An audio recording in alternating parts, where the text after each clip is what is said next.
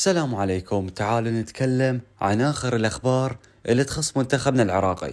بالبداية تصريح الكابتن يونس محمود بكلام صادم لجميع جماهيرنا العراقية. نعم عزيز المشاهد، لجميع جماهيرنا العراقية. وقبل لا نبلش بالفيديو، أهم شيء الانستغرام اللي ظهر أمامكم، الكل يضيف حسابي ننشر لكم آخر الحدث الرياضي. وهسه تعالوا نشوف الفيديو وتصريح وكلام الكابتن يونس محمود صورة وصوت. طبيعية والله طبيعي، بس الجمهور ده ينتظر منك حكايتين بس، حكايتين تتفرد بيها خاطرهم بس. ما يحتاج. سلام عليكم، نعتذر عن النتيجة. اي هو هاي بس، وان شاء الله التأهل الى كاس العالم. ما يضل بالكم كاساس باقي باكر يقرر في اجتماع باكر اجتماع ان شاء الله.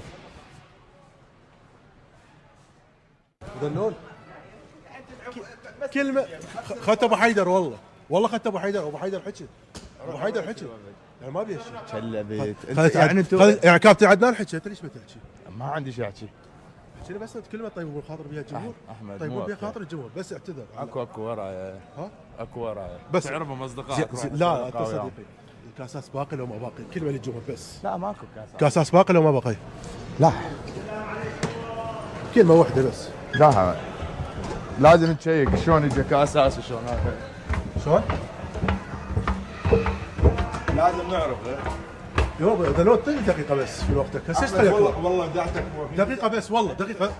انا حوقف يمك بدقيقة واحدة بس والله. ما طول اللاعبين، هسه اللاعبين راحوا وانا على مودك باقي. هسه اللاعبين راحوا وانا جيت على مودك. لا موجود احمد الموسوي وسيد احمد وجماعة التحكم موجودين.